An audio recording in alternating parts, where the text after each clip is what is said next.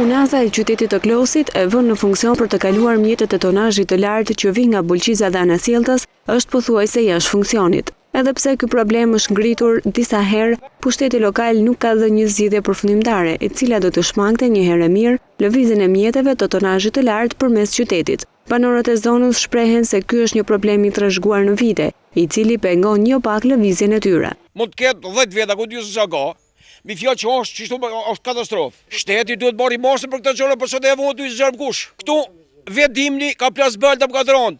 Ve vera e plas pluni, e shko pluni deri atje ke shtëpia se ferdë dëllë mbi fjalë shko pluni domo. Kryetari i Bashkisë Klos, Ramazan Mjeshtri, shprehet se mungesa e fondeve për zbatimin e projektit është dhe shkaku kryesor i kësaj situate të krijuar. Problem i kahershëm dhe për cilin bashkia është interesuar. Kërkojmë që duke qenë se kjo është një rrugë që kalon mjetet të rënda dhe tonazhi ka bërë punë vet, edhe her pas here dhe bën punë vet. Ne kërkojmë që edhe do të interesohemi pranë qeverisë që na çelet ky fond për të përmirësuar problemin e onazës, sepse do të ndikojë pastaj edhe ke asfaltimin e qytetit.